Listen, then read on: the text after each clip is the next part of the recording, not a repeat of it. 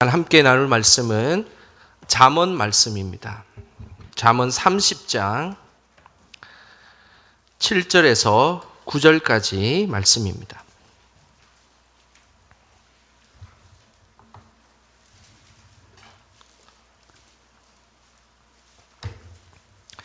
잠언 30장, 제가 가진 성경책은 구약 성경 945쪽에 있습니다.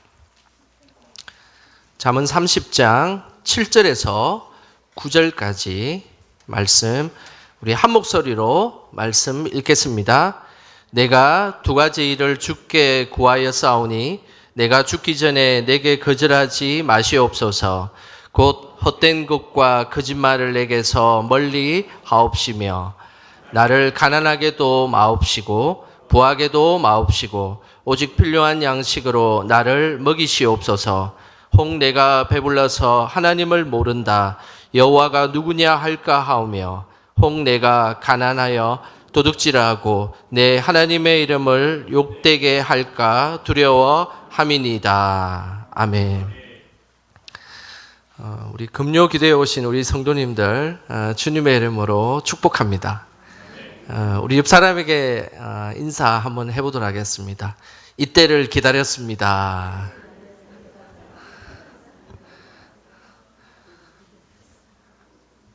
정말 이때를 기다렸습니다. 기도회가 언제 시작되나, 그리고 코로나가 언제 좀 잠잠해지나 정말 기다렸는데 그때가 왔습니다. 그래서 오늘 하나님 주신 그 은혜를 누리는 복된 시간 되시기를 주님의 이름으로 축복합니다.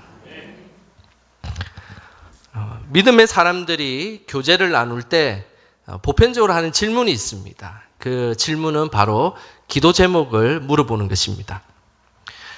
하나의 교회 공동체로서 영적인 유대감을 형성하는 가장 좋은 것은 한 기도의 제목을 놓고 합심하여 기도하는 것입니다. 그리고 그 합심한 기도가 능력을 나타낼 때 그 교회는 살아 역사할 수 있는 것입니다. 우리 영광의 제단이 함께 합심하여 기도할 때 그곳에 하나님의 영광이 나타나고 그것을 경험하는 그런 시간 되기를 주님의 이름으로 소망합니다. 기도라는 것은 성도 간에 서로를 연결해 주는 역할을 합니다. 뿐만 아니라 하나님과 우리 사이에 아주 중요한 통도의 역할을 하는 것입니다. 저는 오늘 성경에 나오는 한 인물의 기도 제목을 오늘 함께 나눠 보려고 합니다. 오늘 함께 나누려고 하는 이 기도의 제목은 바로 잠언 30장에 등장하는 아굴이라는 사람의 기도 제목입니다.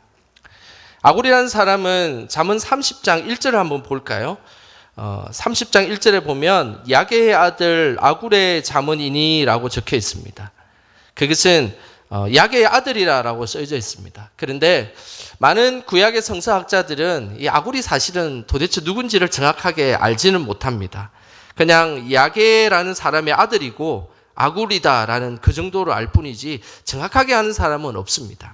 하지만은 신학자들이 추측하는 것은 아마 이 솔로몬 시대에 적혀져 있던 이 잠언에 등장하는 이 아굴은 당대의 지혜의 사람이었고 그리고 하나님 앞에 쓰임받았던 사람이다라는 것은 구약의 모든 학자들이 동의하고 있는 내용입니다.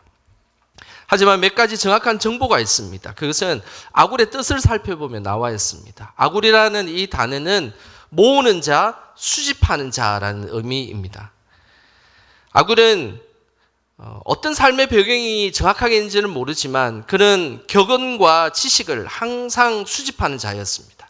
그리고 하나님의 말씀이 그 당대에 있었던 말씀들을 수집하고 그 말씀을 실천하기 위해 애썼던 자, 그 자가 바로 아굴이었습니다. 그러면서 잠언 30장 2절에 이렇게 자신을 소개하고 있습니다. 우리 30장 2절 말씀 같이 함께 읽어보겠습니다. 나는 다른 사람에게 비하면 짐승이라 내게는 사람의 총명이 있지 아니하니라. 아굴이 한 말을 비추어 보면 아굴은 대단히 지혜자입니다. 이 잠언이라는 성경에 등장하는 것 하나만으로도 아굴은 대단한 지혜자이죠.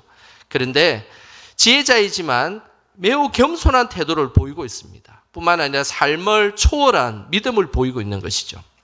특별히 자신을 누구라고 비유하고 있습니까? 자신을 오늘 보면 짐승이다라고 이야기하고 있습니다. 이것은 자신을 매우 낮은 모습을 그리고 매우 아주 하찮은 존재임을 드러내고 있는 것입니다. 신약 성경의 사도 바울도 자신을 누구라고 소개하고 있죠? 죄인의 괴수다라고 소개하고 있지 않습니까? 그런 것처럼 오히려 영적으로 더 높고 영적인 그 깊이가 더 있는 사람일수록 자신을 더 낮게 표현하고 그리고 자신이 하나님 앞에 보잘것없는 존재다라고 고백하는 것입니다. 그렇기 때문에 이 아굴은 자신을 짐승이다라고 표현하고 있는 것이죠. 신약의 사도 바울과 같은 사람, 그 사람이 구약의 아굴이라고 말씀할 수 있습니다. 이런 겸손하고 삶을 하나님 앞에서 초월한 아굴이 지혜를 펼칠 때 오늘 30장에 보면 아주 독특한 표현들을 하고 있습니다. 그것은 숫자를 사용해서 자신의 지혜와 하나님 주신 은혜를 표현하기를 원한다는 것입니다. 이것을 신학적으로 표현하면 숫자 격언이다라는 표현을 씁니다. 아굴의 잠언 30장을 곳곳에 보면 세상이 견딜 수 없게 하는 것이 서넛이 있나니, 그리고 땅에 잡고도 가장 지혜로운 것이 넷이 있나니, 그리고 잘 걸으며 위풍 있게 다니는 것이 서넛이 있나니, 이러면서 서넛이 있고 넷이 있고 이렇게 끊임없이 숫자를 강조하면서 숫자 격언의 말씀을 전하는 사람이 이 아굴의 특징입니다. 우리도 어떤 것들을 강조할 때 비슷하게 강조하지 않습니까? 중요한 것, 핵심 몇 가지요? 3가지. 그리고 핵심 5가지. 그리고 4대 기본 원칙, 이런 것들을 사용해가지고 이것이 너무 중요하다라는 것을 우리가 표현하지 않습니까? 이 숫자 격언을 사용함으로써 중요한 사실을 더욱더 함축적으로 그리고 잘 이해하도록 그리고 뿐만 아니라 오랫동안 기억할 수 있도록 하는 것, 이것이 숫자 격언의 특징입니다. 바로 아굴은 이런 숫자 격언을 통하여서 오늘 기도 제목을 우리에게 강조하고 있고 그리고 더 잘 기억해 줄 것을 우리에게 당부하고 있는 것입니다. 그러면 오늘 읽었던 7절 말씀을 보면 아굴의 전형적인 숫자 격언을 통해서 우리에게 기도 제목을 말씀하고 있는데, 우리 7절 말씀 같이 함께 읽어보겠습니다. 내가 2가지를 주께 구하였사오니 내가 죽기 전에 내게 거절하지 마시옵소서. 오늘 아굴은 몇 가지의 기도 제목을 우리에게 함께 나누고 있습니까? 2가지입니다. 그래서 7절에 보면 2가지를 주께 구하였사오니 라는 표현을 쓰고 있습니다. 그만큼 이 2가지는 매우 중요하고 그리고 우리가 잘 기억해야 되는 그런 말씀이다 라는 것을 우리에게 알려주고 있는 것입니다. 특별히 이 7절에 보면 내가 2가지를 주께 구하였사오니 라는 단어가 나옵니다. 이 구하였사오니 라는 이 말은 과거형으로 써져 있는데, 이것은 그냥 즉흥적으로 이야기하는 것이 아니라 과거부터 계속해서 내가 하나님 앞에 구해왔던 것이고 지금 현재도 구하고 있고 앞으로도 이것이 이루어지기를 미래에도 기대하는 마음으로 구하였사오니 라는 단어를 사용하고 있습니다. 그만큼 간절한 기도 제목인 것이죠. 그래서 이 7절을 통해서 알 수 있는 아굴의 기도 제목은 꼭 필요하고 그리고 우리가 꼭 기억해야 되는 2가지의 기도 제목이다라는 것을 우리에게 말씀하고 있습니다. 만약 여러분들에게 누군가가 찾아와서 기도 제목이 있으십니까? 라고 물어봤을 때 여러분은 어떤 기도 제목을 이야기할 수 있겠습니까? 그러면서 내가 기도를 열심히 해줄 테니까 딱 2가지만 이야기해 달라라고 하면 어떤 기도 제목을 여러분들은 이야기하고 나눌 수 있겠습니까? 저도 한번 생각해 보았습니다. 말씀을 준비하면서 누군가가 저에게 목사님 기도 제목이 있으시면 제가 기도해 줄 텐데 딱 2가지만 저에게 이야기해 주십시오라고 이야기했을 때 저는 뭐라고 기도 제목을 할까 좀 생각해 보았습니다. 그런데 자연스럽게 떠오른 기도 제목이 2가지가 있었습니다. 그 첫 번째는 먼저는 올 한 해 담임 목회를 잘 준비해서 우리 교회를 든든히 세우는 데 쓰임받게 하여 주시옵소서라고, 그럼 분명하게 그렇게 이야기할 수 있을 것 같아요. 그리고 2번째는 저희 아내와 그리고 3 자녀가 영육간의 강건함으로 자신의 맡은 역할을 잘 감당할 수 있게 해달라고 그렇게 기도 2가지를 제가 알려드릴 수 있을 것 같아요. 오늘 이 기도 제목을 우리 성도님들도 잘 기억해 주셔서 저를 위해서 기도하실 때 꼭 이 2가지를 기억하셔서 기도해 주시기를 부탁드립니다. 그런데 오늘 제가 제시한 이 기도 제목은 현재성을 바탕으로 기도 제목을 썼습니다. 그래서 시간이 지나면 이 기도 제목은 어쩌면 바뀔지도 모릅니다. 하지만 기도의 제목은 현재성만을 바탕으로 하고 있지 않습니다.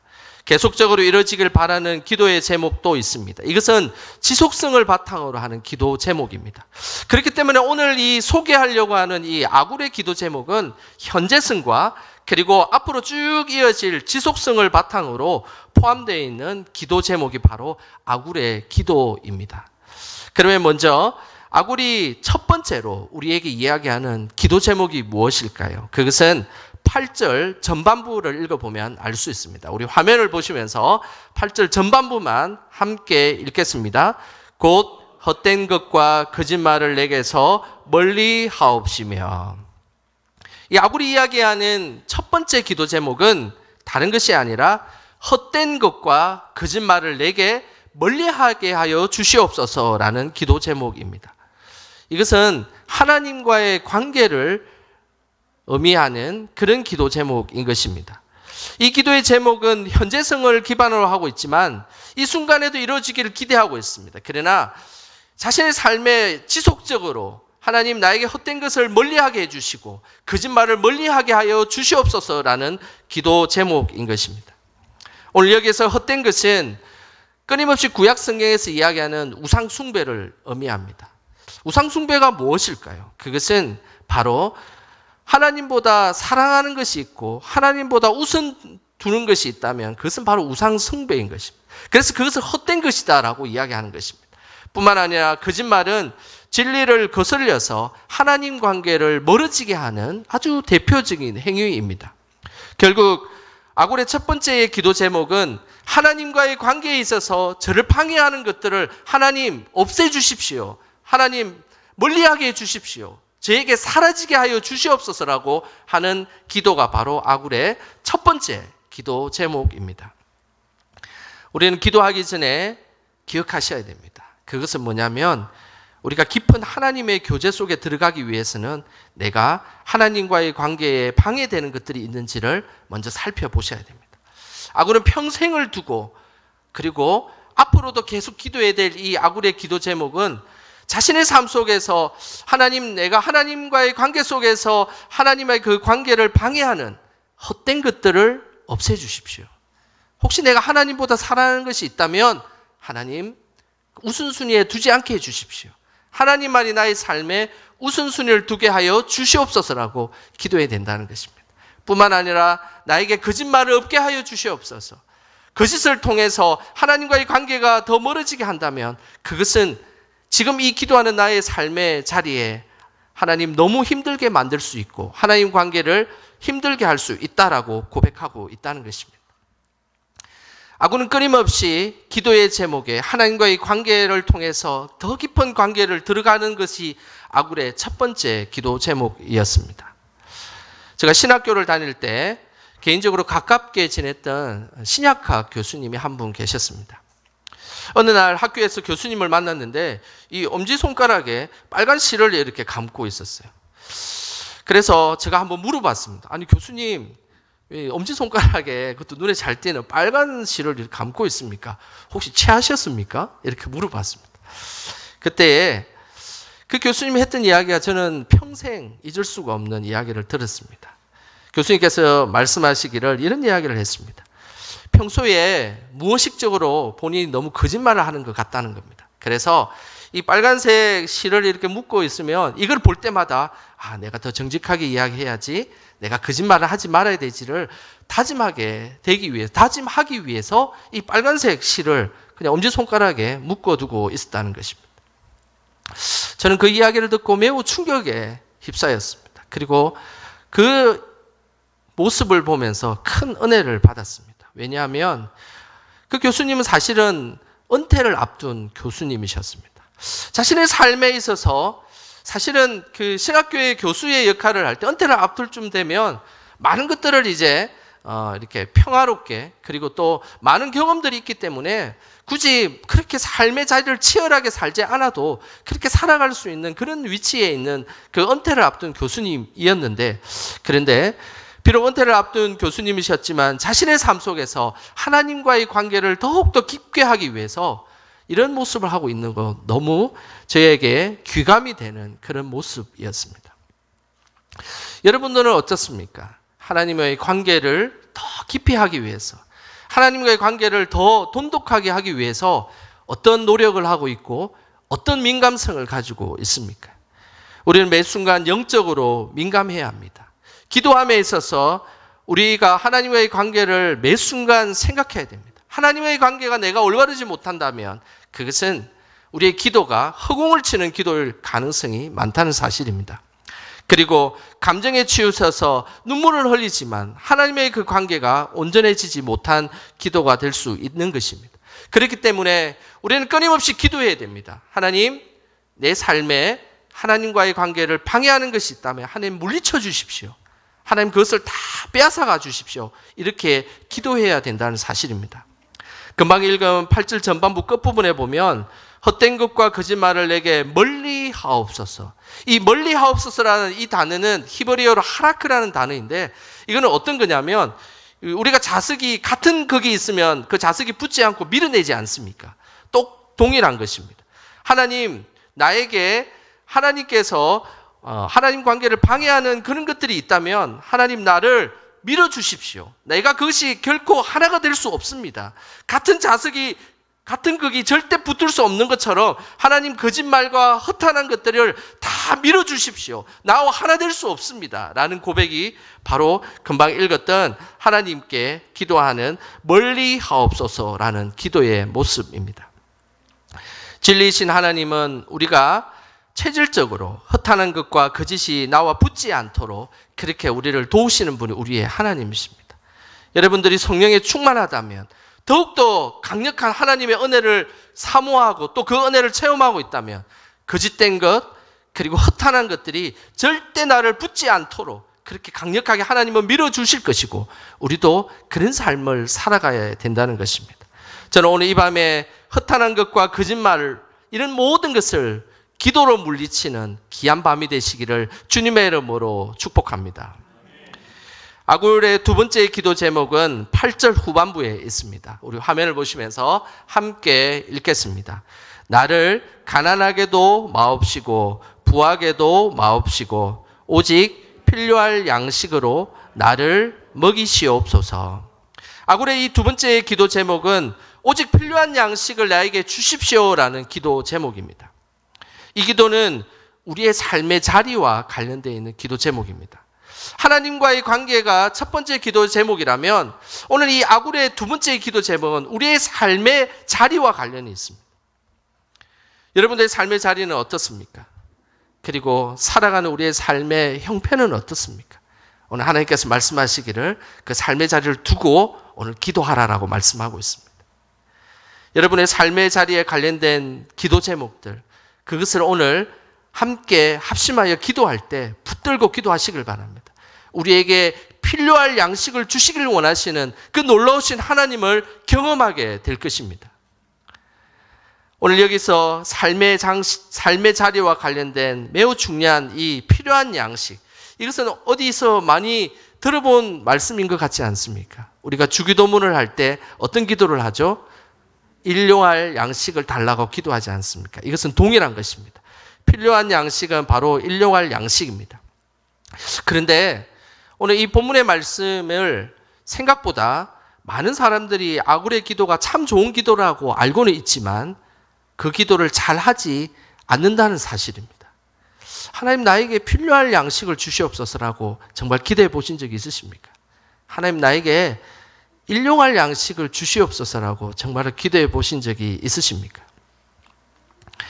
많은 사람들이 이 아굴의 기도를 두고 기도하지 않는 이유는 아굴의 기도는 세속적인 부와 상당한 차이를 가지고 있기 때문입니다.